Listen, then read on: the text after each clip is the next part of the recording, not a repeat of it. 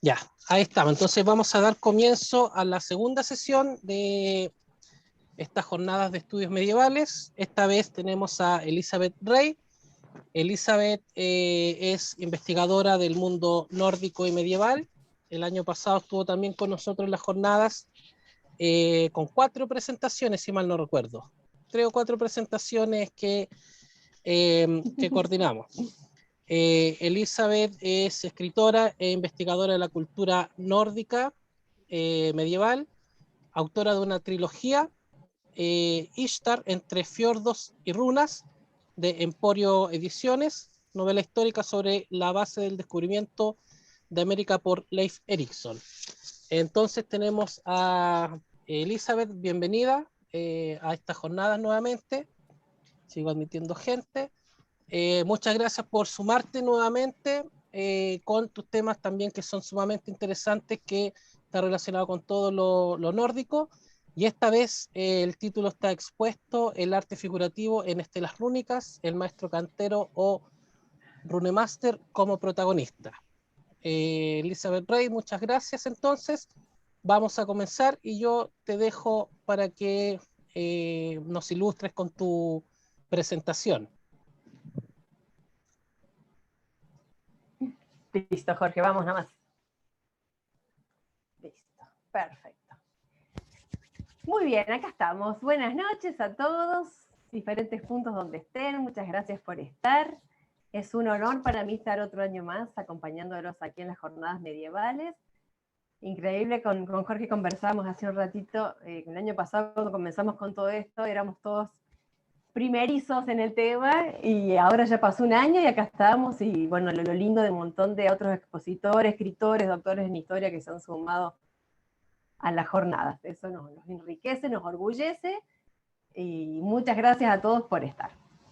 El tema mío, yo siempre me dedico a lo que es historia nórdica.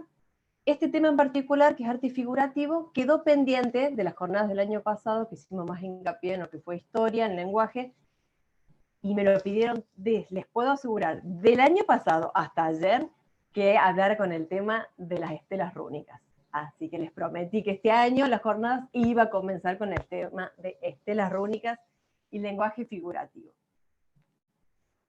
Muy bien, vamos. Odín dice, yo también escribo y coloreo las runas. Esa es una frase del Havamal que siempre me encantó y me pareció apropiada para comenzar la disertación.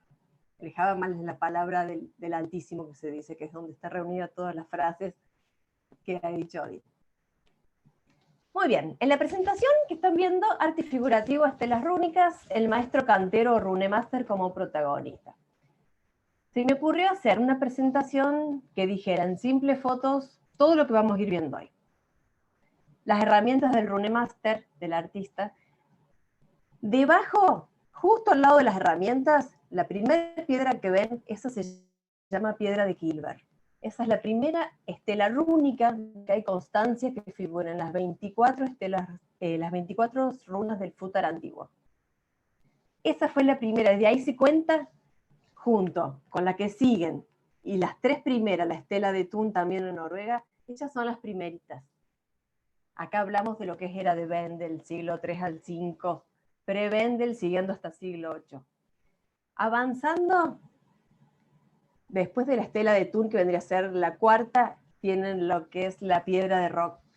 Esa es la primera piedra que tuvo el protagonismo de tener tanto Futar antiguo como Futar joven, que después vamos a ir viéndolo despacito cada uno. Continúa la historia. Debajo, justo aquí al lado donde está la otra foto con las herramientas del maestro, esa es la piedra de Yelin. Esa es la piedra, la primera que hizo Harald Blatland cuando falleció su padre y comenzó la era del cristianismo en Escandinavia. Esa estela es la otra que marcó la historia. Las que le siguen ya son apropiadamente de arte figurativo, para que ustedes vayan viendo de lo que es desde lo más simple de era de Vendel, pre-Vendel, Vendel, y lo que fue expansión, cómo fueron cambiando. Ahora vamos a ir viéndolas bien a cada una. Pero esta era la presentación, quería explicarlo un poquito. Debajo de lo que dice estelas rúnicas, dice Runemaster. Eso está escrito en runas de Futar joven, de rama larga, que era el idioma que se utilizaba más para tallar las runas en Dinamarca. Y las que están escalonadas dice lo mismo, Runemaster, pero con las runas de Futarjoven en rama corta, que se usaba más en Suecia y en Noruega. Vamos avanzando entonces. Muy bien. ¿Qué son las estelas rúnicas? Se preguntarán ustedes. Son el testimonio gráfico más fiel de que se tenga dentro de la historia nórdica medieval. ¿A qué se refiere con testimonio gráfico más fiel? Que no ha sido cambiado, no ha sido alterado. Es el dibujo y la gráfica, tal cual como la talló el maestro en su momento. No hay una fecha exacta de cuando comenzaron, pero las primeras tallas datan aproximadamente del siglo III al V. Eso se denomina pre-Vendel. Ahora vamos a hacer un altito para explicar así en algo muy breve la parte histórica. Dentro de lo que es historia nórdica se divide en dos bloques bien grandes. Era de Vendel, que avanza de lo que es finales del siglo III a finales del siglo VII, entrando al VIII, en fechas, aproximadamente 450 al 793, y del 793 hasta finales del siglo XI. ¿Por qué el 793? Ahí se produce lo que fue la invasión vikinga al monasterio de Lisingfarne, en lo que hoy es Inglaterra. Se toma como ese punto de vista entre lo que fue la era vikinga previa, que solo se mantuvo en Escandinavia, a la posterior, que fue lo que se denomina la era de expansión hacia el continente. Porque aparte de ir a Europa, recuerden que también fue a África y posteriormente a América. Entonces, durante ese periodo de Vendel, Vendel es una ciudad al norte de Suecia, ahí se encontró una ajuar impresionante, más o menos hace unos 50 o 60 años, y de ahí se tomó mucho también para el tema de las estelas rúnicas. Demás, después, todo lo que vino después ya fue cambiado en el sentido que al ingresar el cristianismo ya las estelas empezaron a cambiar. Por eso las primeras, que son las más rústicas, las que se han encontrado han sido en las granjas en Noruega. Y contaban historias simples, por ejemplo, Sigurd hizo un puente, un pantano, las vacas no se atascan más. O, por ejemplo, acá había mucho lodo, ya las vacas pueden cruzar. Historias muy simples de granja que las tenían todos en lo que era el interior de Escandinavia. Las posteriores, que vamos a ir viendo algunas, ya contaban historias diferentes, historias de conquista, gente que había, guerreros que habían viajado hacia Inglaterra, vuelto, los que iban hacia el lado, hacia el este, hacia que era todo lo que era el Jagnato de Rus, los que se aventuraron hacia otros lados y muchas otras, de los que murieron, los que quedaron, a quién se les dedicaron. Hay un montón de motivos diferentes. La primera acá está la piedra de Kilber, era la que yo les mencionaba hace un ratito. Esa es la evidencia de runas, de 24 runas del Futar antiguo, o sea que se considera lo que vendría a ser la piedra 1. Ella con la piedra de Rock, que es la que comprende los dos Futar, esta piedra está estudiada y nosotros la consideramos lo que estudiamos el tema de las estelas como muy especial. ¿Por qué? ¿En qué sentido? Durante la era de Vendel el maestro tallaba de derecha a izquierda. Posteriormente comenzó el Bustrófedon. Era tanto de derecha a izquierda, izquierda a derecha, y podía zigzaguear. Empieza el sistema de serpiente. Ese sistema, que se descubrió hace poco, se empezó a interpretar nuevamente muchas estelas que ya habían sido estudiadas previamente. Por ende, se encontraron nuevos sistemas de runas, nuevas interpretaciones, y por supuesto, como es el lenguaje, siempre va avanzando. Seguimos. Muy bien. ¿Quién era el Runemaster, el maestro cantero? Por empezar, era un artista escultor, muy bien remunerado por un rey, el Jarl o persona libre. Debía contar con ciertas habilidades: ser conocedor del lenguaje rúnico, la religión, la política reinante y ser una persona libre. ¿Con qué nos referimos con persona libre? Significaba una persona que podía votar en el Althing o el Ting, depende en qué lado de Escandinavia sea. Ting era más en Noruega, Althing era más en Islandia, pero era la misma asamblea, sí, era lo mismo.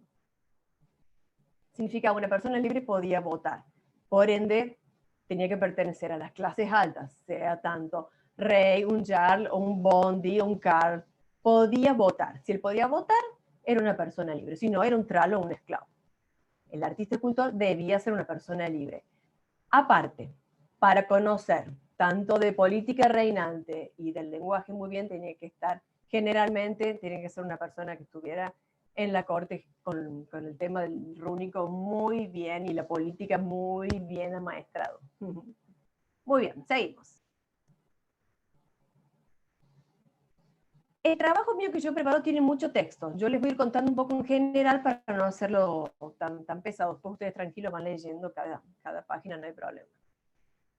Muy bien, ¿cuál era el propósito en elegir una estela rúnica? ¿Por qué decidía alguien erigir una estela rúnica? Muy bien, el propósito principal era tanto de la persona libre, el Jarl, el rey, al regresar de una misión, delimitar su nombre, su terreno, quién era, qué había hecho, la inversión que había hecho en la campaña, lo que había traído y qué significaba eso. Ya era su mote y el de su nombre en toda la sociedad que estaba al lado de él, tanto cercana, las granjas cercanas, las ciudades cercanas, los reinos cercanos.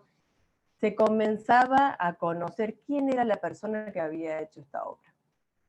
El rol como productor, eso por eso lo destaqué, porque realmente ese era, según el tamaño de algunas estelas que iban a estar más de 3 metros, eso daba estatus de importancia, poderío económico. La zona donde más se ubican hoy en día las estelas, inclusive las que se hayan, hasta las últimas que se han encontrado este año, es en la zona, que es el corazón de Suecia. Uppland, toda la zona de Uppsala, la zona de Södermanland, lo que es al sur, todo lo que es el este-sur de Suecia, el norte de Dinamarca y el sur de Noruega. Esa es la zona que vamos a ver un mapita donde vamos a ir viendo. Acá dice Uppland, el corazón del reino Suión. Los Suiones eran el reino principal dentro de donde nace el corazón de los vikingos. De ahí se derivó tanto en Dinamarca como en Noruega. Estaban los puertos importantes, Roslagen, que iba al este, o sea, estaba comunicado con toda la ruta de la seda y toda la comunicación con la Rus de Kiev en Rusia. Y en la ciudadela de Birka, que era el puerto principal del reino que comunicaba con todo el centro comercial del Báltico, desde Haithabu, Kaupang en Noruega, Dorestad en Frisia, etc. Muy bien. Algunos ejemplos. Acá están más o menos, elegí algunas en general, porque había muchísimos tipos de dedicatoria. El mensaje que la persona especial le pedía al runemaster que tallara. Una de estas eran las bélicas, por supuesto. Sitren hizo este monumento en memoria de Eyvindir, su hijo, cayó, murió. Otra, por ejemplo, fue asesinado de forma traicionera. Otro mensajito, levantan la piedra en memoria de Jorundur, su hijo, al que cayó en el oeste con Ulf, hijo de Hakon. Estas ya son las que vienen, esta que les voy a leer ahora, es una que ya fue posterior, la 1011, esto se encontró en Dinamarca ya cuando estaba el cristianismo. Vigmund mandó tallar esta piedra en memoria del mismo, el más inteligente de todos los hombres. Que Dios ayude al alma de Vigmund, capitán del barco, él y él tallaron un monumento que él vivió. O sea, estas son las de autobombo que se denominan. Propias, era para él mismo. Otra, por ejemplo, el hijo de Osman hizo esta piedra que cristianizó Jamland. Por ejemplo, la última. Gil y Uni ordenaron que se erigiera esta piedra en memoria de Ulf, su buen padre. Vivía en Stolharmrad. Dios y la Madre de Dios salvan su espíritu y su alma, lo dotan de luz y paraíso. Esa, por supuesto, como se dan cuenta, ya estaba el cristianismo instalado. ¿A qué voy con estos mensajes? Quise poner un detallito de cada uno. Muchas de estas piedras, como les comentaba hace un ratito, todavía se están estudiando, porque se han encontrado diferentes runas, lo que son las runas ligadas a las secretas, con diferentes puntos de vista y por ende, cuando descubren ese otro mensaje, el significado cambia. Eso se va a ver mucho cuando avancemos más adelante en las gráficas. Los maestros tenían su forma de decir estoy de acuerdo con esto y no estoy de acuerdo con esto. Sigamos. Muy bien. ¿Cuál fue el histórico que propició que se comenzara a tallar las estelas rúnicas e incrementar su fama? Como lo que explicaba recién de la era Vendel y era de expansión, sucedió en este tema, en particular de las estelas rúnicas, este caso. Aproximadamente en el 860, Harald Blatland Gormson. ¿Quién era este hombre? Era el hijo del rey Gorm de Jutlandia, sí, bien dicho, de Yelin en Jutlandia. el famoso Harald Bluetooth, que lo conoce la mayoría. Su padre había muerto, acababan de conquistar el reino con los noruegos, decidieron que era la mejor forma para establecer la paz y poder comerciar otra vez en la ruta del Báltico, era hacer la paz con los cristianos. Por ende, Harald en el 960 se bautiza. ¿Y qué hace? Para demostrar que estaba a partir de ahora la nueva vida. Manda a construir las famosas piedras de Jelling, que hoy en día son patrimonio de la humanidad, y se encuentran en Jelling, en Jutlandia, en Dinamarca. Estas piedras, que son importantes tanto para su padre y su madre Tira, donde cuenta este mensaje. El rey Harald ordenó que se hiciera este monumento en memoria de Gorm, su padre, y en memoria de Tira, su madre. Ese Harald que ganó para sí mismo todo el reino de Suecia, Noruega, de Dinamarca y Noruega, y convirtió a los daneses en cristianos. Eso es lo que dice la famosa piedra de Jelling, que hoy en día es la más conocida. ¿Qué pasó? A partir de ahí, justamente, tanto los jefes, poderosos reyes, es como que se empezó a dispersar esta moda de estar también, dijeron todos, si el rey lo hace, nosotros lo vamos a hacer. Todos necesitamos comerciar y comenzar esta nueva etapa en Escandinavia. Y es tal cual, como si fuera una ola gigante, en todos los reinos se comenzó a contratar estos maestros canteros para empezar a cada uno a tallar su historia, su nombre y quién era. Siguió hasta el siglo XII aproximadamente, es las últimas que se han encontrado.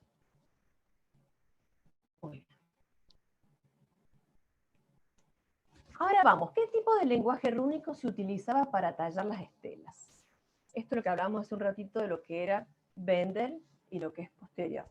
Durante la era de Bendel, se los cuento así rapidito, hasta lo que fue el 793, siglo VIII, las estelas que se tallaron en ese entonces, todas eran con fútar antiguo. El alfabeto de las 24 runas, el primero, está en unas estelas bajas, más pequeñas, los trazos muy gruesos, las runas muy marcadas, pero todas de fútar antiguo. Al suceder el tiempo, al empieza la era de expansión, se cambia con la piedra de roque, por eso ya tiene lo que fue la transición entre las dos, es el ejemplo de piedra con ambas. Todas las estelas posteriores se hicieron en fútar joven. Esto significaba que el mismo fútar antiguo mutó en 16 símbolos gramaticales, los símbolos rúnicos, y se dividió en dos ramas a la vez. Rama larga y rama corta. Rama larga se utilizó para tallar las estelas en Dinamarca, rama corta en Noruega y en Suecia. Muy bien. Este es el mapita que les comentaba hace un ratito. Esta es la ubicación de las estelas halladas en Escandinavia durante el periodo de máxima expansión en el continente. Acá hablamos del 793, siglo VIII, hasta siglo XII, principios casi finales del siglo XI.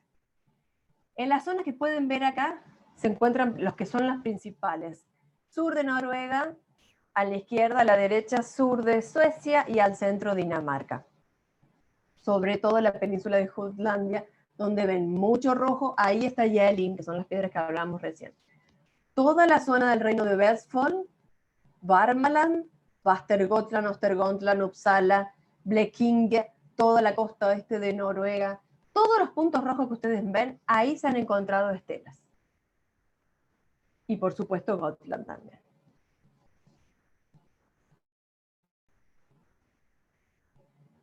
Muy bien. Y ustedes después con detalle ven tranquilos lo que quieran. Acá está un poquito lo que hablamos recién de cómo se vive el alfabeto rúnico. Comienza la transmutación en el siglo, en lo que vamos a los 16 símbolos gramaticales, rama larga, rama corta, los que explicaba yo recién. Y en total, entre esas dos había 9 variantes rúnicas, que es la que vamos a ver ahora. Fútar antiguo, las 24 runas, los 3 aetires, de 8 cada una. Fútar joven, que hay muta las 16 runas, las de rama larga, rama corta. Se quitan algunas otras son reemplazadas, y ahora vienen las variantes rúnicas. Estas son las 9 que compartieron durante estas 16, las dos variantes. Muchas de estas estelas fueron fáciles de detectar, porque aparte que algunas estaban en Dinamarca, las otras en Suecia y Noruega, el ceño de cada maestro era justamente, mucho tenía que ver con estos símbolos gramaticales. Por ejemplo, algunos maestros utilizaban tir de una forma, otro maestro lo usaba de otra. La os, por ejemplo, la letra A, que es os, es la antigua ansur del alfabeto antiguo. Hagal, nautir, ar, sol, era la previa que era origen. Tir, bjerken, matter e ira. Esa reemplazó hotel. Muchas de estas, que las van a ver en las estelas, ahora vamos a ver en un ratito, son los cambios que más se notaron dentro a la hora de tallar. Muy bien. Ahora vamos, de hecho, pasamos lo que es lenguaje rúnico, vamos a los estilos zoomórficos. Esto que entramos ya en lo que es arte figurativo. Elegí una estela, la SO338 en Turingen, Suecia. Lo explico rápido, después vamos a ir a ver con detalle. SO viene de Södermanland, que es una zona en Suecia. Cada estela, después lo vamos a ver bien, lleva su nombre de origen y una numeración. Esta es la SO338 en Turingen, Suecia. Esa estela tiene casi 4 metros. Es impresionante. Esa estela es enorme y tiene un trabajo que se puede ver clarísimo. Muy bien, vamos al arte figurativo. ¿Qué es el arte figurativo en sí? Son el conjunto de estilos zoomórficos y rúnicos con los cuales los runemaster representaban un mensaje y hasta su propio seño sobre la estela. Estos estilos de decoración eran Oseverbroa, Bor, Jelling, Mammen, Ringerike y Urnes. Muy bien, cada uno tiene que ver generalmente por los lugares donde se han encontrado hallazgos. Oseverbroa, este es el primero. Abarca la mitad del siglo VIII hasta el IX. Lleva el nombre por el famoso hallazgo de Oseberg y la tumba de Broa en Gotland. Lo resumo un ratito. En el antiguo reino de Vestfold, esto está en el sur de Oslo actualmente, en la famosa granja de un señor de nombre Oseberg, se encontró lo que fue el ajuar funerario más importante hasta el momento para nosotros los que estudiamos el arte vikingo.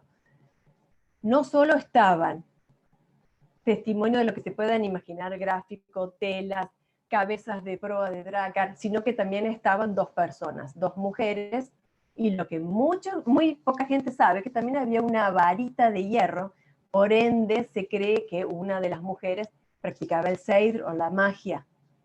Así que también eso se está investigando hace poco, hay muchas cosas nuevas que todavía, casi 100 años, se siguen investigando. El estilo Oseverbroa, ¿a qué se refiere? Son animales indefinidos contorsionándose, cuerpos curvos, extremidades prensiles, brazos externos, zarcillos, enredaderas. La tumba de Broa, esa se encontró en la isla de Gotland, eso es en Suecia, y se encontró los dedos a modo de hoja, presencia de garras. Era como más tosco. Acá como va variando desde lo que es más rústico a lo más elegante. Ese es el primer estilo. Siglo VIII a siglo IX. El estilo de Bor.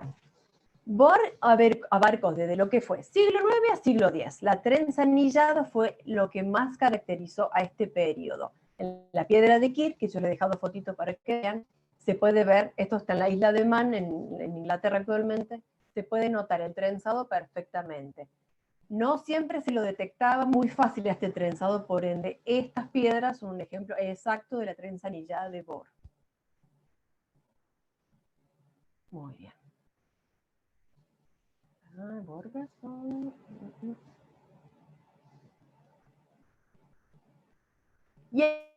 Jelling es el tercero. Acá estamos ya en lo que es siglo X. Toma su nombre de Jelling en Jutlandia, no por las piedras, sino por este ajuar que se encontró, el famoso copón real, que son las famosas serpientes y dragones en forma de S. Acá ya empieza lo que es a estirarse, esto que veíamos tan compacto en el primer estilo, ya empiezan a estirarse. Mandíbulas abiertas, colmillos grandes, zarcillos, hojas, figuras geométricas.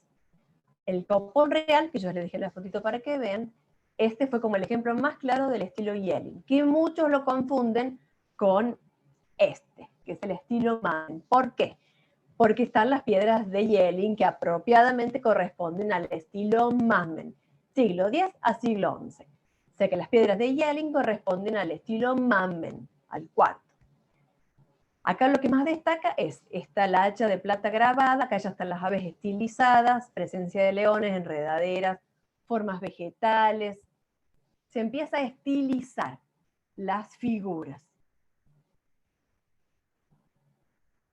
El estilo Ringerike, acá ya comienza a notarse claramente, como ven en la estela rúnica de Van, cómo avanza el dibujo, la gráfica en la talla central hacia las extremidades. El dibujo rúnico va tomando forma, casi va creciendo la piedra, la estela, y las runas pasan a estar cada vez más chiquitas al contorno, a diferente de los primeros estilos, donde la letra ocupaba prácticamente toda la estela. Entonces se va desplazando hacia las extremidades.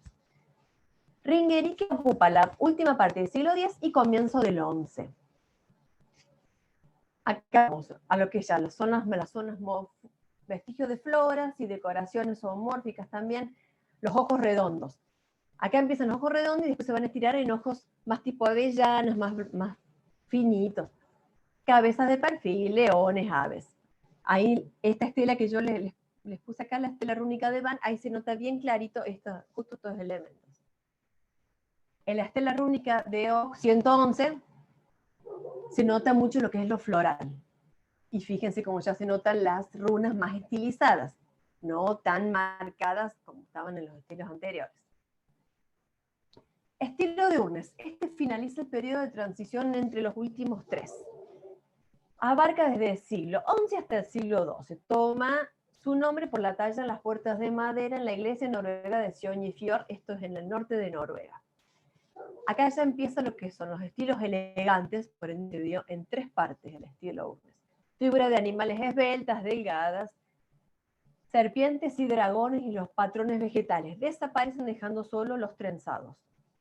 Acá vamos a los que yo les comentaba, en vez de los ojos redonditos y muy fijos, a las figuras de costado, ojos almendrados, muchos los trazos muchísimo más suaves, menos intimidantes.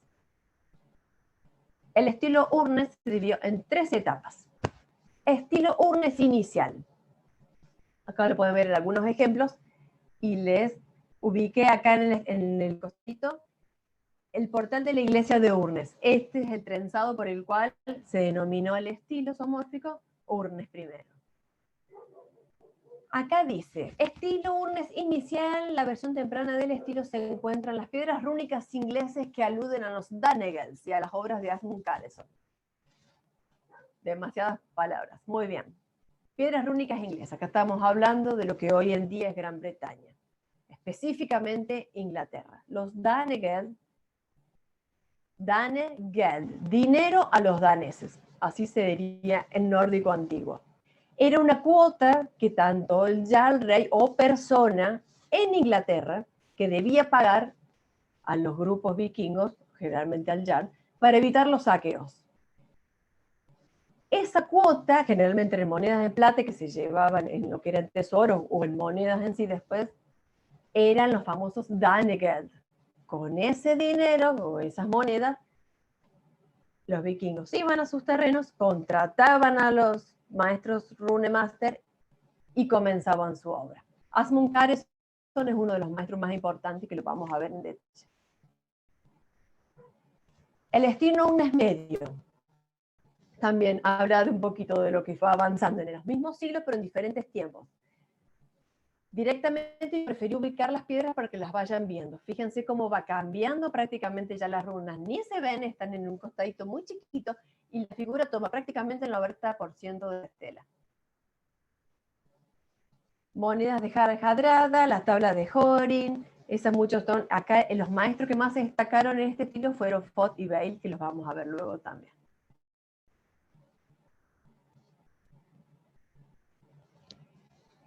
El último, estilo Urnes final o refinado. Aquí es Fod y Bali, y el máximo exponente de este estilo fue el Master Hopir, que ya lo vamos a ver también, que fue el maestro que tuvo en su responsabilidad, por así decir, a él le tocó generar lo que fue el cierre de la era vikinga, por eso sus piedras son tan magnánimos, son impresionantes, altas, esbeltas. Ya la vamos a ver con cuidado a cada una. Muy bien. ¿Cómo trabajaba el maestro de la piedra? Ustedes dirán, muy bien, muy lindo esto. ¿Cómo el hombre elegía? Veía la piedra y se convertía en esa obra de arte. La elección de la piedra generalmente era granito. Un 50% fue granito, el otro por ciento fue granito rojo. Por ejemplo, Opir, que era este maestro que yo les comentaba recién, trabajó generalmente toda su obra en granito rojo. El tamaño de la piedra podía ir, dependía del mensaje que le encargaban, desde medio metro hasta superando los 3 metros o más, como la que veíamos hace un ratito que les mostraba. Se hacía un bosquejo en blanco y negro, luego comenzaba la iluminación. ¿A qué se refería con esta iluminación? Al rojo falhun. Falan, en nórdico antiguo significa pintar las runas. Entonces, ¿por qué se le denominó así? En la provincia de Dalecarlian, cerca de Uppsala, está la mina de cobre de donde se obtenía el material para este rojo específico con el que se pintaban las runas. Por ende, este color se denominó rojo falhan, que era el rojo falun con el que se pintaban las runas. Hoy en día esa mina de cobre es patrimonio de la humanidad. Ya no se saca nada de esa mina, solamente es para un detallito que les quería contar. Muy bien, también se utilizaba plomo rojo, hollín, carbonato de calcio, todos los colores derivados de la arcilla, combinaciones, plomo blanco, malaquita verde y azurita azul. La azurita azul se la encontró hace poco en una de las estelas en Suecia, porque generalmente la azurita entraba al reino Suillón por la ruta de la seda que venía desde el Rus de Kiev, entrando por el Volga o por el Dnieper, depende de la zona, desde Constantinopla. Entonces, fíjense cómo a veces un detallito cuenta una historia, de dónde vino ese tinte de tal lugar. Malaquita verde se encontró que venía de lugares de la India también, y el plomo blanco, ese lo obtenían de ellos de ahí. Muy bien, ¿cómo se conservaban las piedras? ¿Cómo se conservan aún hoy las piedras? El maestro recomendaba untar toda la estela con arcilla húmeda de grano fino, dejarla reposar, y eso eliminaba los líquenes, algas y musgos. Esta receta se sigue haciendo 2000 años después, igual, para que se mantengan las estelas. ¿Qué se decidió actualmente tanto en Suecia, en Noruega, en Dinamarca, que es donde más estelas hay? En Islandia, por ejemplo, no hay estelas, no se han encontrado todavía. Dejarlas en el lugar. Muchas que después se encontraron posteriormente, que estaban adentro de las iglesias o ocupando lugares que no debían, se decidió dejarlas. Si estaba en el camino, obviamente, para que cada persona la vea con todos los cuidados que necesita. Por ejemplo, pasó en Yellin hace unos años, un niño, sin saber, tomó fibras y rayó una de las estelas, que a todo el mundo le dio un ataque de nervios. Por suerte se pudo recuperar, no fue nada grave, pero, por ejemplo, las piedras de Yellin, hoy en día, que son patrimonio, están en cajas de vidrio. Entonces uno ya no puede acercarse como a la piedra de rock u a otras piedras, que uno puede ir y verla ahí cerquita, sino que ya tienen una cierta contención para prevención, que está bien. Muy bien, seguimos. ¿Quiénes fueron los maestros más importantes? Se han encontrado prácticamente unos 100 maestros o runemaster. Estos que yo elegí son los que contienen las mayores historias nórdicas. Asmund Karlsson, Val, Fot, Halfdan, Ulf de Borresta, que aparte de runemaster era un vikingo, viajero. Vistate o Piri Gumborga, que fue la única mujer, como buena sociedad nórdica igualitaria, que también se ganó su lugar entre las mujeres runemaster más importantes. Muy bien, Asmund Karlsson. Él se encuentra entre los principales. Tuvo su época de esplendor a principios del siglo XI. Zona de Uppland y Gästrikland en Suecia. Estamos hablando de acá de lo que es el centro este de Suecia. De lo que sería hoy la zona de Estocolmo, para que ustedes busquen. Digan dónde está Estocolmo. Ahí sería lo que era el corazón suyo. Muy bien, su trabajo se identificaba por delinear muy fuerte las runas, los nudos, las gráficas, uniendo líneas de texto en Futterhoven. Yo les expliqué que después de la época de expansión, todas las estelas posteriores se tallaron en Futterhoven. Y las cabezas de serpiente de perfil. Él tuvo dentro de un estilo urnes temprano o inicial. Se le han podido atribuir unas 30 estelas rúnicas hasta el momento. Acá yo elegí unas 3 que vamos a ver enseguida. Por ejemplo, la U que ven es por Uppsala o por Uppland, que es la zona donde se encontró. 859 destaca por el impactante contenido gráfico. La otra es la estela pintada de Skansen, que ya lo vamos a ver, que ahí se destaca bien el rojo Falun, bien fuerte. Y la GS, esa por Gästrikland, que es donde se encontró, y por Uppland, muestra la inclinación al lenguaje más que al gráfico. Aquí se puede ver una naciente cruz cristiana, recién llegando, como ejemplo de la estela, y una culminación del nudo o el broche serpenteante en la cúpula estelar. Vamos a verlas. Aquí están, yo las puse para que ustedes las puedan apreciar, sobre todo la U859, que es la que destaca, que es la cruz naciente, lo que son las serpientes enroscadas, que se nota bien ancho los trazos, y justamente el nudo en la U194, en la parte superior, se puede ver lo que es el nudo en gancho. Eso mucho se tomó después para las runas gancho, que se pueden ver en la piedra de roca. Es como si fuera un arco iris invertido con líneas, pero eso ya entrando en las runas, no para no irnos de tema, pero justamente por esto es que se le denominó después runas gancho posteriormente. Muy bien. A ver, aquí estamos. Aquí seguimos con el otro más. Ay, esperen, hace cosas, chicos. Muy bien. Ajá.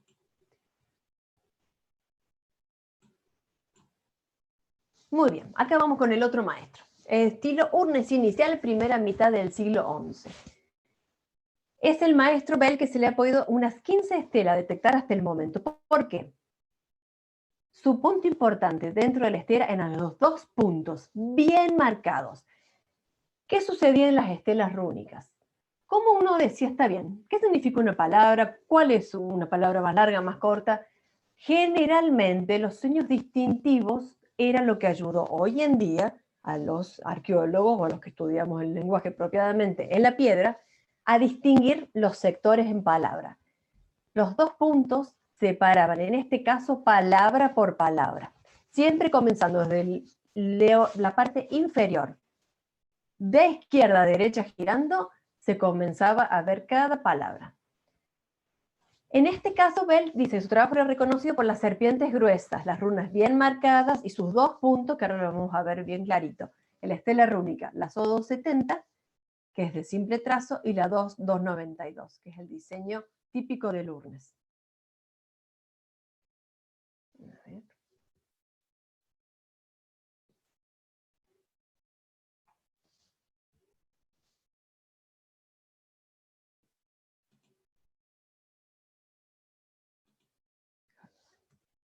Oh, ¿qué pasó?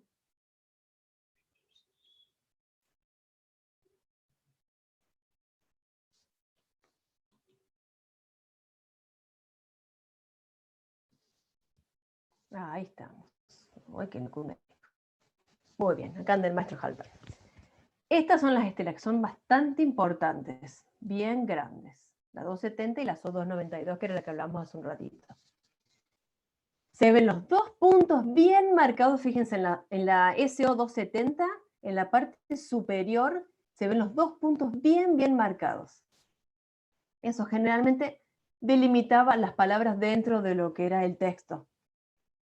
Acá esta estela tiene un mensaje gráfico muy claro. En la mitología nórdica, la serpiente siempre fue como...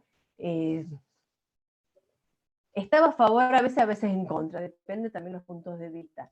Cuando llega el Ragnarok y la batalla final, Thor debe destruir a esa serpiente. Entonces, ¿qué significa esta estela en sí? No sé bien qué mensaje le habrán encargado a Halfdan, pero en la parte superior de la cruz hay un gallo.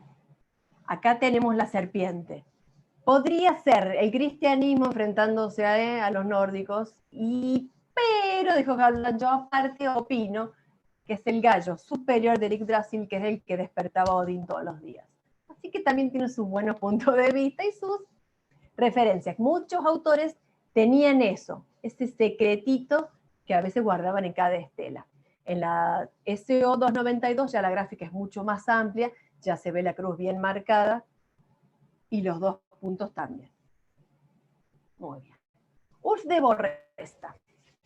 Este fue el runemaster que, aparte de ser un maestro cantero, fue un guerrero vikingo. Él tuvo la oportunidad de pertenecer a una familia de abolengo que tenía esta oportunidad de ir a los lugares, volver con sus daneger ganados de los saqueos, de la cuota que se les pagaba, y preparar sus propias estelas. Por eso las estelas de Ulf de Borresta cuentan siempre historias diferentes.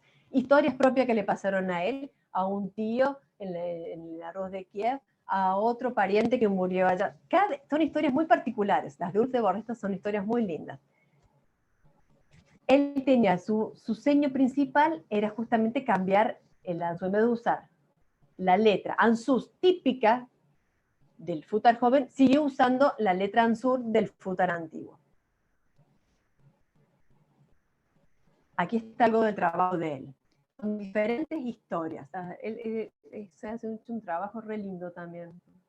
Es impactante pensar que alguien que se atravesó el mar, volvió, peleó, vivió, cruzó el mar y volvió a su lugar y poder dejar el testimonio él mismo de lo que él hizo, se hará como su propio mensaje. Y eso también estuvo, y se ve bien fuerte los nudos que él ponía, lo que es el punto rojo bien fuerte, al lado de la runa Ansur, que se ve en la U161, se nota muy bien.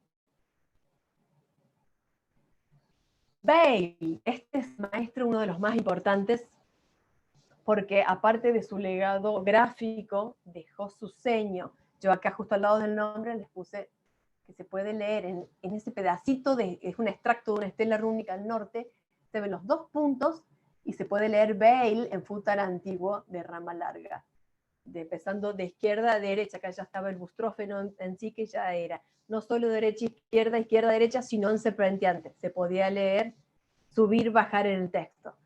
Se lee Björken, la A, la L, que es de Logre, y la I, que en el futar joven se tomó también como la E. Entonces se lee bien claro Bale ahí arriba. Muy bien. Él pertenecía a un estilo urnes medio y se le podía encontrar su punto bien fuerte entre las palabras y algunas veces cambiaban las letras también, la E, la G, por ejemplo. Tenía mucho gusto también por la mitología, en muchas de sus estelas está la parte mitológica, explica bien claro, las gráficas de Bale son impresionantes, las vamos a ver ahora. Los nudos son delgados, los puntos rojos bien marcados, y fusionaba mucho lo que es esto, la mitología con la presencia cristiana, que ya empezaban los propios Jarls o reyes a pedirle que ya empezaran a incluir las cruces un poquito más grandes, para que se vea que estaban más de acuerdo a la política reinante. Muy bien. Esto es algo del trabajo de Bale que yo les contaba. Por ejemplo, en la U647 se ve la runa bien grande, la cruz arriba, al centro, la U792 también, y la que es impresionante, la 873 también, que es conjunto de todo lo que pueda tener una estela rúnica. No solo está el seño del maestro, sino también está todo el sentido de las serpientes, tanto en la parte superior e inferior y la cruz al medio. Muchos estudiosos de las estelas rúnicas toman esta estela de Bale como una cuestión de confrontación. Llegaba, o sea, es una cuestión muy clara de una invasión. Llega la nueva política, uno no está de acuerdo y entonces, por supuesto, la gente reaccionaba. Al poner la cruz al medio, encerrada entre la serpiente y el nudo superior atrapándolo, era, sí, todo bien, pero todavía seguimos creyendo en Odín y en el panteón nórdico. Es como que tienen mucho de ese juego acá en la estela esta.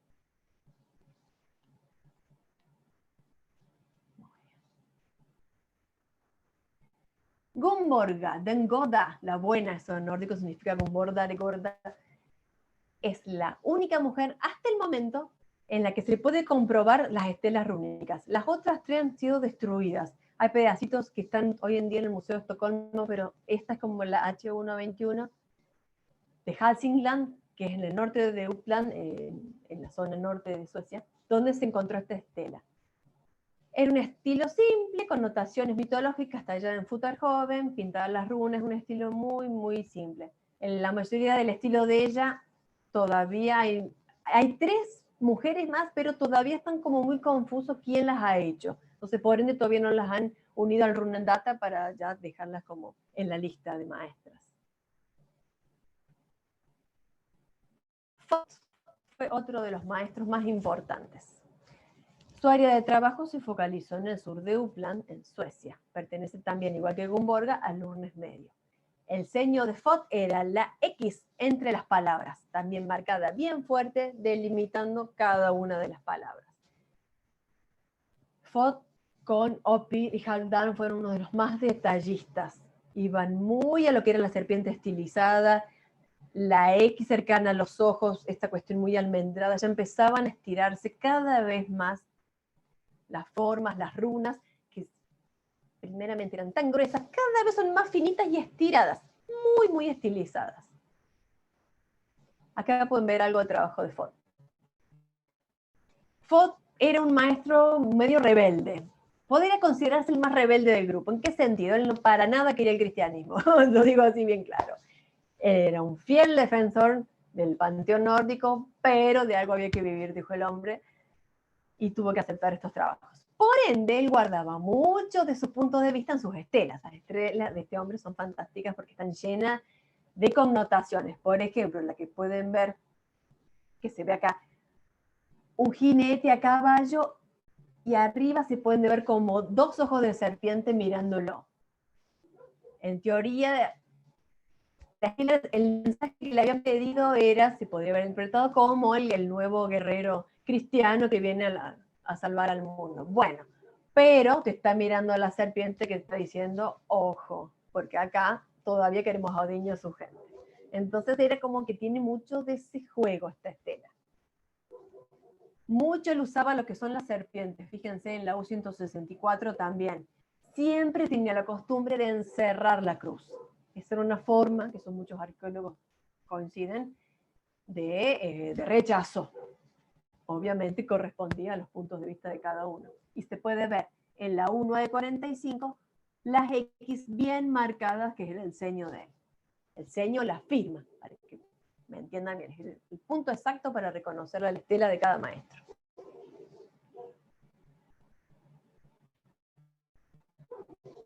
Muy bien, acá viene quien yo considero que es uno de los más importantes, Halfdan.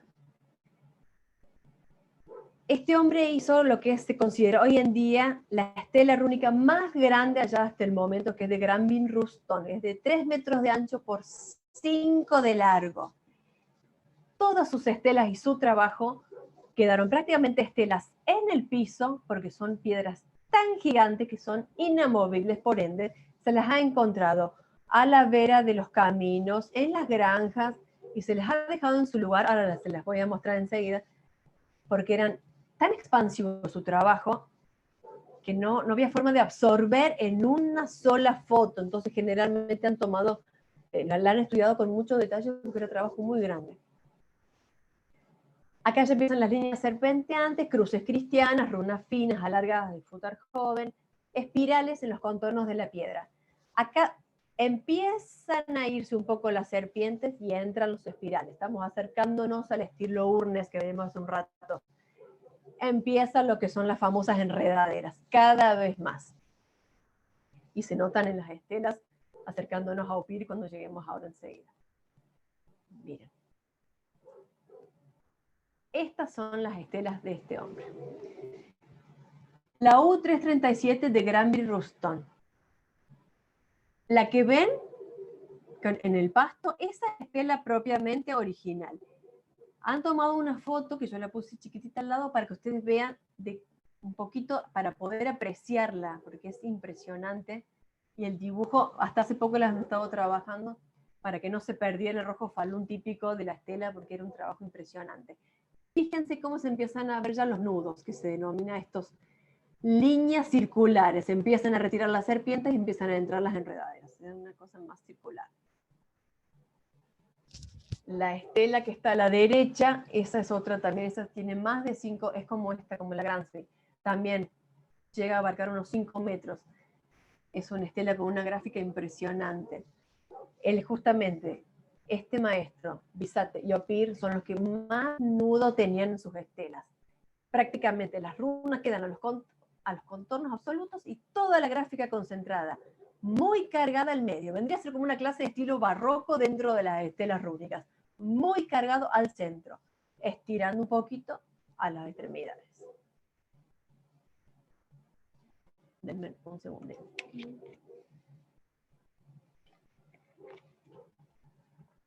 Muy bien. Opir.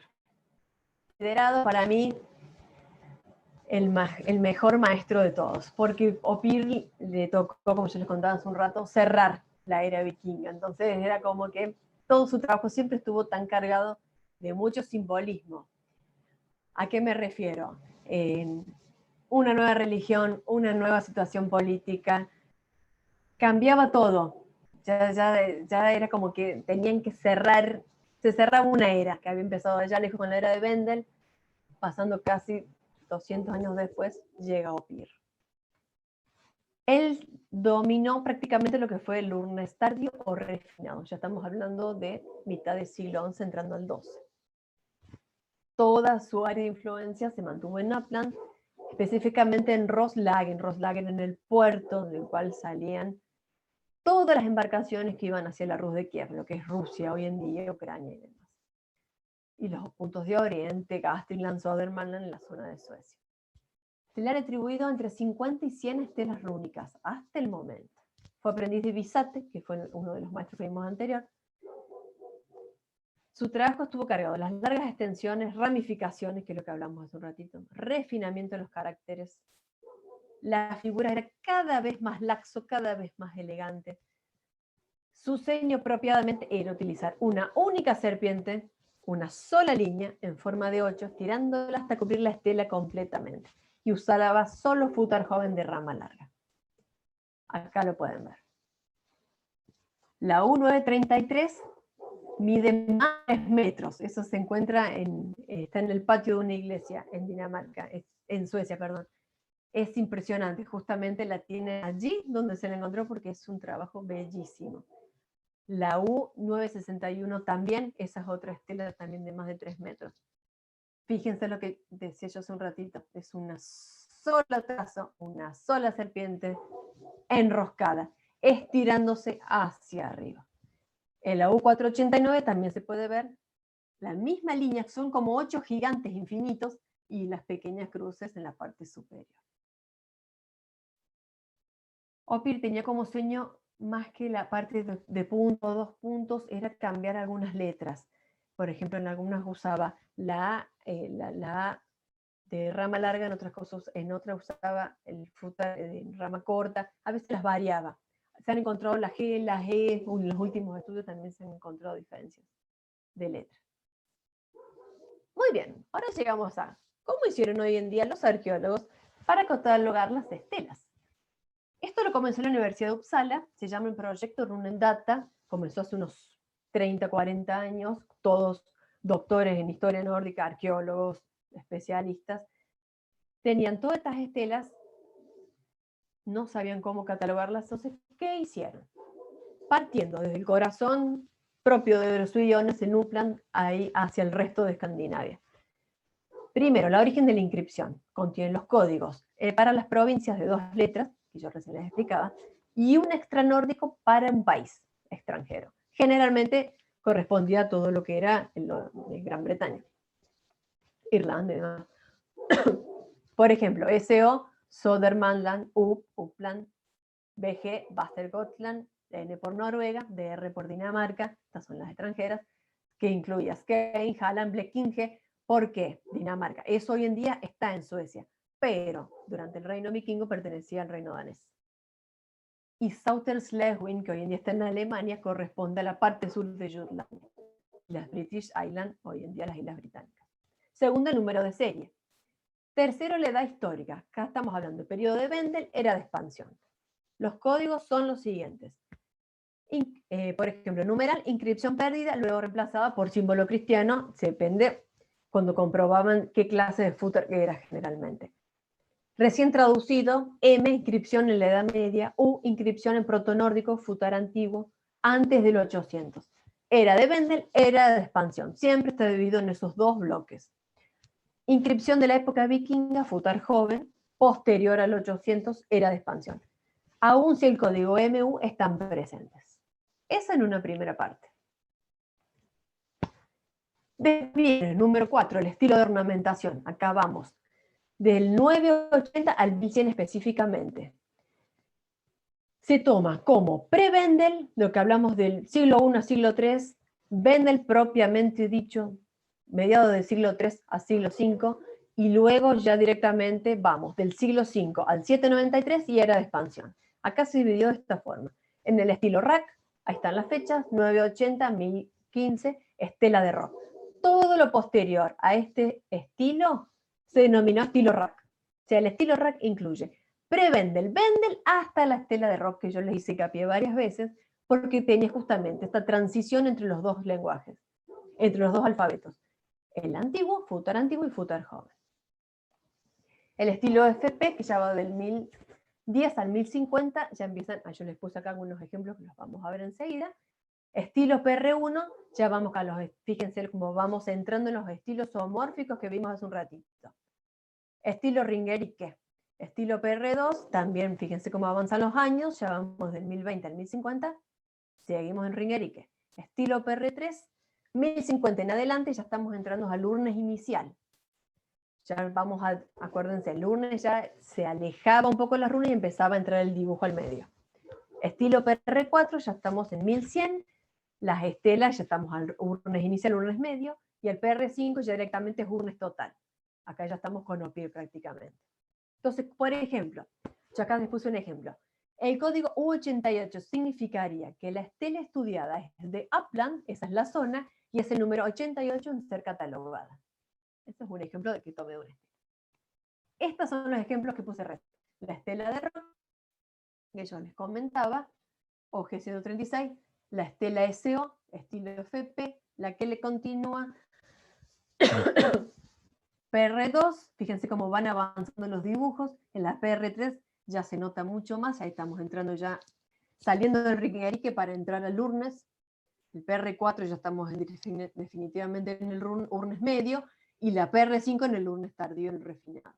Justamente eso dice, refinado. Las líneas, fíjense cómo empiezan a ser toscas en la estela de rock, con las runas de Futar antiguo, bien marcadas. Generalmente en las partes laterales, ahí se encuentran las runas de Futar joven. En la parte superior están las runas ligadas, abajo las runas gancho, que esa es para otra clase, porque es un tema largo. Y cómo va el tema de la serpiente, en el estilo FP, bien simple, fíjense la estela es bien safe, una estela tranquila, mediana, esa estela no debe tener apenas medio metro. A la que le continúa ya empieza lo que es el texto continuo. Se usaba la doble línea, no solo se tallaba dentro de la serpiente, fíjense que es bien grueso el trazo de la serpiente, sino tanto en ambos lados. Eso generalmente lo hacía Ford. Compartía lo que era el estilo doble. En la PR2 ya se ve un poco algunos seños, los dos puntos típicos de los seños. En la PR3 ya se notan las gráficas, la estela es mucho más estilizada, empiezan las piedras a tener más altura. En la PR4 igual, y en la PR5 lo mismo. Ven ahí un ratito. Muy bien. Quería mostrarles en fotitos lo que es esto del estilo pre-Wendel y las estelas Wendel, porque nos dedicamos prácticamente toda la exposición a hablar de la expansión. Pero ¿cómo eran las estelas anteriores? Acá están justamente los ejemplos más claros. Vimos recién. Las primeras que se encontraron, de las cuales se toma el ejemplo para comenzar a contar desde la 01 en adelante, son estas dos. La piedra de Thun en Noruega, que es del siglo III, y el runemaster que la hizo se llama Wiwas, un maestro de esa zona, en la región Thun, que es en el norte de Noruega. La piedra de Kilberg, está en Gotland, yo les puse la inscripción, son las 24 runas del Futar antiguo, y runas ligadas tira al costadito, las runas ligadas son una arriba de otra. Hay una sucesión como de 7 tirs, una arriba de la otra. La piedra de Jarlsberg, yo me llamo Hafran, yo el Eril escribo las runas. Eso dice esa estela, el Eril era el experto en las runas. fíjense lo que es esta piedra, que avanza hasta el siglo VI como mucho, lo que se crea hasta el momento, es un monolito bien simple, con runas bien marcadas, fíjense que están bien fuertes, en trazo sin ningún dibujo. En estas tres piedras, la piedra de Ixtabi que le sigue en Dinamarca, no hay dibujos acá. Acá es solo trazo y mensajes simples. La piedra Stesfoten, en el sur, siglo IV a siglo VI, esa fue en Suecia, también bien tranquila, y la piedra de Egas del siglo VI de transición. Esta es la anterior a la piedra de rock. Luego de esta empieza la piedra de rock y empiezan todas las que vimos posteriormente.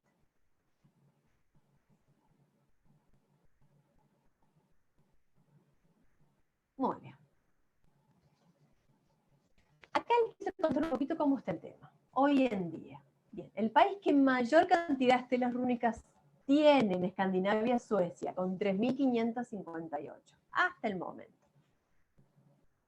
Luego está Noruega con 1.213, Dinamarca con 846, en el cual están, marqué yo la zona donde más se han encontrado, Jutland, Jutlandia, Aarhus en el norte y la isla de Funen.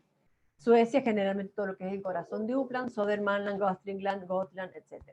Gran Bretaña, todo lo que es la isla, lo que era el Danegeld propiamente dicho, el Danelo, perdón, que era el reino de Jorvik, hasta lo que es Anglia del Este, todo lo que es el centro, para que tomen nota hoy en día de lo que es Londres, en Inglaterra, hasta prácticamente un poquito antes de la frontera con Escocia, sobre la costa este. Esto era el Danelo, que era el reino vikingo. Todo ahí también se han encontrado algunas piedras. En Irlanda se han encontrado 16, en las Islas Feroe, Orkney, Shetland, 18, en Groenlandia única, en Ucrania una solita, en Italia 2 y en Turquía 1. Sí, en Turquía también había, aunque no lo crean, también se encontró una estela ahí. Muy bien, acá ya vamos finalizando. ¿Qué sería todos ellos? Yo siempre me gusta tomarme un ratito para agradecer a aquellos que hicieron posible que nosotros podamos estudiarlos, porque sin ellos nosotros no seríamos historiadores y por ende no podríamos estudiar en las diferentes áreas. En el caso mío, yo estudio historia nórdica y me encanta. En este caso en particular, porque yo me dedico a lo que es lenguaje rúnico propiamente dicho, el hecho de saber o de estudiar artistas que se tomaron su tiempo para dejarnos ese legado, hay que agradecérselos. Así que yo lo hice. A Bale, a Asmund Kareson, Fod, Gumborga, Haldan, Ufde Borresta, Visati, Opir y muchos más, a todos los maestros canteros, Zach Bralre, eso es muchas gracias en nórdico, por habernos heredado las estelas rúnicas. Aquí estarán estas piedras enrojecidas con runas, para siempre. Eso dicen unas estelas últimas que se han encontrado en Dinamarca. Acá estarán estas piedras enrojecidas con runas. Muchas gracias a todos, espero que lo hayan disfrutado. Sé que es mucha información, por eso puse muchas fotos para ir viéndolo. Era solamente un poquito que conozcan algo más de la historia vikinga propiamente dicha, de lo nórdico, que para ir también desmitificando la idea de que era gente que solamente iba a matar. No, también eran artistas. Muchas gracias a todos. Cualquier preguntita me hacen, no hay ningún problema. Elizabeth, muchas gracias, muchas felicitaciones por tu tema, bastante completo, así que vamos a dar ahora paso para las preguntas. Ya pueden levantar la mano directamente o ocupar las reacciones que tiene. También pueden levantar la mano por ahí. Si es que tienen alguna duda, consulta, porque me imagino que es harta información. Por lo tanto, debe haber más de alguna, no necesariamente una pregunta, hacer algún comentario o algo. Mientras tanto, formulan ahí, te doy lectura acá al chat interno. Saludos desde Perú, Gonzalo, Cristian Gonzalo, María de los Ángeles desde San Rafael, Mendoza, Argentina. Tu público, Silvana, Joana. Mi gente. Yomaha. Claro, sí. Saludos desde San Rafael, Mendoza. Éxitos totales. Ana Ortega desde España también saludos. Saludos también, Ana, para ti. Muchas gracias. Excelente presentación, felicitaciones, dice Silvana. Juan Manuel de León, muchas gracias. Elizabeth, como siempre, excelente. Gracias, muy amable. Maureen Goek dice muchas gracias por toda excelente presentación. Iván Scándalo, felicitaciones. Felicitaciones también, secretaria Alejandra. Felicitaciones, Elis. En general, muy buenas vibras para ti. Muchas gracias. Acá De yo corazón. en el Facebook también, que estamos compartiendo en vivo. Vamos a ver si hay alguna. Acá Andrés Martínez pregunta, ¿estas estelas en qué lugar se pueden encontrar? Ujú. Sí, depende el estilo que él busque. Después tranquilo que él, si quiere, cuando ya subamos el trabajo mañana, puede ir viendo. Yo en el mapa que puse en general, depende tu estilo, pero si le interesa de por sí ir a ver un city tour de estelas, directamente a Suecia. Uppland, toda la región de Södermanland, que está de Estocolmo, en tren, si no me equivoco, son 1 hora y media o menos. Toda la zona de Södermanland, Gottrikland, toda la zona de la costa este de Suecia, ahí está prácticamente el 80% de las estelas rúnicas. Y si tienes un ratito, te tomas el tren, te cruzas por Skane, a Jutlandia y ves las otras piedras de Jelling, ya que están ahí cerquita, pero están en vidrio esas, te aviso, no se tocan, se ven nomás. Pero también puede ir ahí. Sí, sí. Dice también Ramiro, Odín Arsenal dice muy bueno. ¿En qué zona de Italia están las dos? Preguntan que se mencionaron una en Italia. Zona de Italia, uno estaba en Delfos, en Grecia, si no me equivoco, y en Sicilia, que fue la parte cuando los vikingos giran, que lo rodean prácticamente, si no me equivoco, eso habrá sido después del siglo IX. Cuando dan la vuelta, que empiezan con el tema ya de irse hacia lo que es la conquista del Mediterráneo, prácticamente llegan a lo que es la antigua Cartago de los romanos, lo que hoy, si no me equivoco, estaba cerca de Argelia. En esa parte, al pasar por Sicilia, en realidad se equivocan, porque ellos querían ir a otro punto, en el norte de Italia, y quedan en Sicilia por una tormenta, y después luego van a cerca de Livorno, si no me equivoco. Ahí están las dos. Pablo Testa, excelente como siempre. Saludos desde La Plata, Argentina. Verónica Jerez, Winterlis. Muchas gracias. Saludos también, Berito. Muchas gracias, dice. Excelente presentación desde Chile. Ramiro Dín dice, vamos a hacer estelas rúnicas acá en Villa Giardino. Yo ayudo, yo ayudo. Paz Angélica Salas, buenas charlas. Pablo Testa tiene dos preguntas raras. Déjame aquí, acá tiene, dice, uno, ¿hay influencias sobre otras culturas? ¿Hay runas en Rusia? Me acordé de los mejires de Asterix, aunque no recuerdo que tengan referencias a mensajes. No, generalmente lo que se ha encontrado en Rusia es previo a esto, o sea, sería dentro de lo que es la era pre-Vendel, nuestra nórdica, ¿no? Toma de lo que era Gästrikland y ya la parte previa a lo que era el Jagnato de Rus, se encontraron, pero son más de características eslava.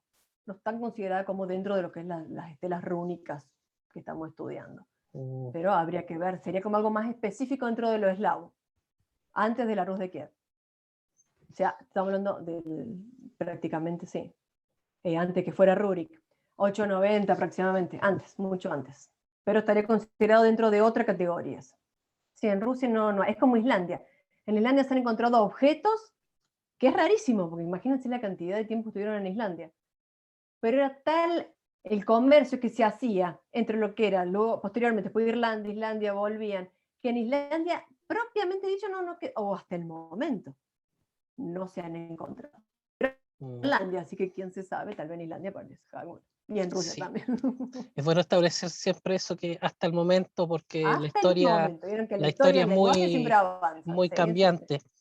Maritza, acá en el Zoom nos pregunta, dice, ¿nos puede dar algún libro para interiorizarse con este tema? Pero desde lo básico hasta medianamente avanzado, de preferencia en español. Bueno, después que en el Facebook mío que me escriba, porque depende también si quiere dedicarse más al lenguaje interpretativo o lo que es ya directamente arte figurativo.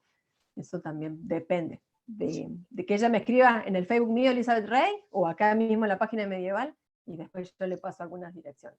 De hecho, ahí va a quedar tu presentación ahí en el fanpage de medieval.cl. También puedes ahí agregar, escribir para que Sí, te cómo no. agreguen, y yo sé que tú tienes muy buena voluntad para cualquier tipo de duda, consulta cuando se Cómo trata no, de por supuesto. estudio nórdico. Maureen pregunta, dice, ¿hay alguna relación o diferencia con las piedras rúnicas? Es lo mismo. El tema es, ¿a qué se refiere con piedra y estela? Piedra es una piedra, no, safia. La estela ya lleva un conjunto interpretativo, tanto gráfico como gramatical. Lo gramatical acá lo vemos a través de las letras rúnicas. Esta es la diferencia. Una estela ya está trabajada, es una piedra trabajada, por eso es una estela, tiene un mensaje.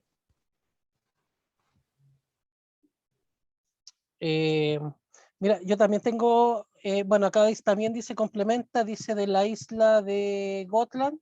En la Sí. isla de Gotland son famosas también las piedras con representaciones gráficas de imágenes más que escritura. Sí, sí, sí.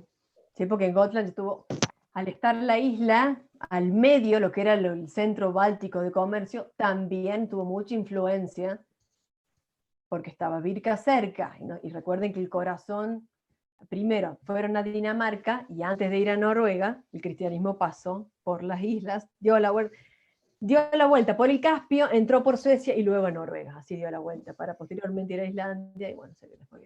¿Sí? Sí, sí, inclusive en Gotland hasta hace poco se han encontrado unos yacimientos impresionantes, tumbas con ajuares muy importantes, tanto que está la famosa tumba esta que se creía hasta hace 2 años, que la habían estudiado que era un guerrero, y no, era una guerrera, una valquiria con todo el atuendo, y sí, tuvieron que cambiar todo el estudio que se había hecho de que era un hombre y era una mujer guerrera capitana de su gente. Así que sí, seguramente estaba ahí con su estela, seguramente. Mira, yo tomé nota también de tu presentación y también me surgieron varias dudas, ¿ya? Voy a tratar de hacerte un comentario para que tú después me Sí, comentes, cómo no, no hay valga la problema. redundancia, porque en el fondo son varias las preguntas que me causó, por ejemplo, con respecto al tema del sincretismo con el cristianismo en su momento. eh, bueno, me llamó mucho la atención, por ejemplo, el caso del gallo, que tiene la interpretación de que puede ser el gallo que está en el Yggdrasil o el gallo desde el punto de vista cristiano.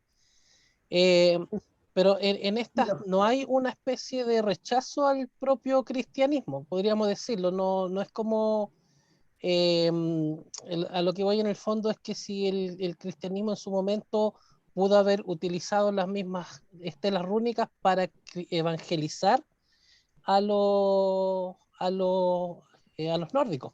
Recuerdo que igual No el creo, cristianismo porque tenía por lo durante menos esa... 500 años de experiencia en evangelizar pueblos Y a pueblos ver, bárbaros. veamos acá. Tomemos, por ejemplo, Bisat, Tefot, que fueron como los más rebeldes. Acá estamos hablando más o menos de lo que es siglo VIII. Ya llevan unos 300, 400 años el cristianismo. Ustedes piensen que el hincapié fuerte del cristianismo durante la era vikinga o durante la era nórdica fue en el periodo de siglo, estamos hablando 8, que por eso es tan importante cuando empieza el periodo de expansión, los vikingos se hacen con los monasterios, empieza con Lidsinfarn, estamos hablando del siglo 8, 793 hasta lo que fue siglo 11, ahí tenemos unos 300 años. Tanto que empiezan los problemas en Inglaterra, lo digo Inglaterra para que lo ubiquen hoy rápido, ¿no? Para no irnos tanto a los reinos de Northumbria, Wessex específicamente. Comienzan los rechazos, los idas y vueltas, que se encuentran en Inglaterra, muchísimas culturas justamente, empezaban a tomarse conocimiento de que ahí había también sacerdotes, otro punto de vista, y como todo nuevo, o se acepta o no, o sí, las estelas hay mucho, y mucho se está estudiando, pero no se olviden que esto si no, o sea, hablando, no quiero meterme en cuestiones religiosas, hablando en una cuestión histórica, ¿no? La iglesia empieza una avasalla impresionante, avasalla con todo. ¿En qué sentido? no había forma de que la iglesia aceptara a Odín, porque Odín tenía que aceptar a Cristo. Entonces ahí comienza, lo mismo pasó, situémoslo acá en América, chicos, tampoco vayámonos tan lejos. Fue la misma historia. Entonces, volviendo con mi gente, existió esa confluencia, esos 300 años en lo que fue, generalmente, Dinamarca, los vikingos que uno conoce más, los de la serie, toda esa cosa locura, fueron los de Dinamarca. Luego vino Noruega y Suecia, que fue más tranquilo, pero ellos extendieron más a otros lados. Suecia hizo su fuerte hacia el este, Noruega hacia el norte, hasta América. Dinamarca, Inglaterra, o para decirlo, Gran Bretaña, todo lo que es el conjunto de islas, tuvo la confluencia esta histórica religiosa. Tanto, imagínense que la iglesia tiene mucho poder económico en ese entonces, ¿qué se quería lograr? Si los vikingos seguían asaltando Gran Bretaña y los diferentes monasterios, a ellos quedaban sin plata y no le podían pagar el Danegeld para que los dejaran de saquear. Si los vikingos seguían insistiendo y si el Danelo propiamente dicho se hubiera estirado hasta Wessex, eso lo vemos en la serie, está la del Último Reino, ahí se ve bien claro, se acababa y tal vez un día Inglaterra hoy era parte de Escandinavia. Eso no lo sabemos porque no sucedió. Entonces a eso vamos. Fue un conjunto político más que religioso, tanto del lado de los nórdicos, pues yo no digo paganos porque no me gusta esa palabra, y del lado cristiano. Fue una cuestión de tire y afloje, chicos. ¿Quién gana? Necesitábamos comerciar. Para comerciar hace falta paz. Entonces se llegó a un acuerdo. Se lo bautiza Guthrum, la historia ya todo más o menos se sabe. Se calmó, se armó el Danelo por un tiempo, se tuvo el reino, vivió la paz por un tiempo muy corto. Y después, hasta que al final, bueno, vino Harald, se tomó Noruega, se cristianizó todo a la fuerza. Miren que las historias que hay de cómo entró el cristianismo en Escandinavia no fue muy pacífico, que digamos. Pero ahí está el tema. Yo no creo personalmente que los sacerdotes hayan usado las estelas rúnicas para evangelizar. ¿Por qué? La mayoría de las estelas que se encontraban en las iglesias estaban boca abajo o usadas de pilares para el piso, tipo suelo. ¿Me entendés? Diferente a, bueno, se han encontrado cruces muy bien conservadas en algunos ajuares o de vuelta en algunos monasterios. O sea, las actitudes, y depende cómo se cuente y quién las cuente, cambian. Pero bueno, no sé si respondo un poco a tu duda. Sí, sí, bastante bien.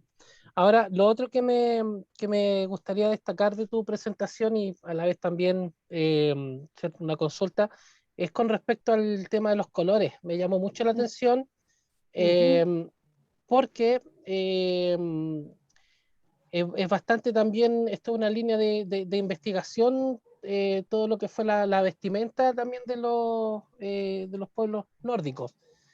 ¿Pudieron, crees tú, que utilizar las mismas técnicas eh, para, para hacer eh, estas telas en vestimenta, utilizar los colores en esta El tema con los estela? colores, pero eso se vio generalmente en lo que fue en Europa mediterránea en general.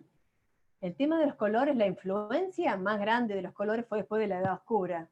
En el caso de los nórdicos, cuando empieza a entrar color, fue a través del comercio con los árabes y todo lo que venía de Bizancio. Ellos traían las telas de colores por la ruta de la seda. Imagínense que la ruta de la seda tenía 3 canales. La que venía por Sarkén, que era el nudo principal de la Rus de Kiev, que conectaba el Volga, ahí venía lo que venía de la India, se juntaba con lo que venía de China, y por ende, de Estambul venía la parte que venía de Bizancio. Subiendo por el Caspio, daban la vuelta por Novgorod, de ahí directo a Roslagen, que es el puerto que le dio nombre a los Rus. Roslagen, los remeros del Ros. Los colores, y esa pasión por el ámbar que tenían los caracoles verdes, que tenían los vikingos, vino por los árabes. Ellos venían con las piedras cargadas y demás. Si no pero todo eso sucedió justamente en la era de expansión, en general. Las telas, muchas de las babuchas, eso lo cuenta Ibn Fadlan en Los 13 Guerreros, en el manuscrito de él propiamente dicho, con el tema de las babuchas y un montón de cosas nuevas, caftanes, eso venía de Arabia. de todo lo que era, no solo Bizancio, sino los reinos árabes también de conquista, del Mar Caspio.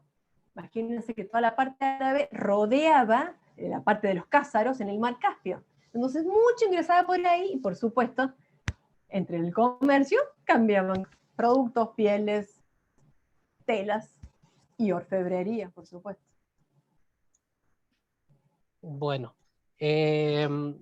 bueno, Elizabeth, yo creo que ya es una hora prudente. Hemos estado una hora y media aproximadamente. Y eso que hablé rápido y traté de no colgarme tanto. Sí, no, pero está bien, es que fue mucha información. Así que yo te doy las gracias por participar nuevamente en esta jornada.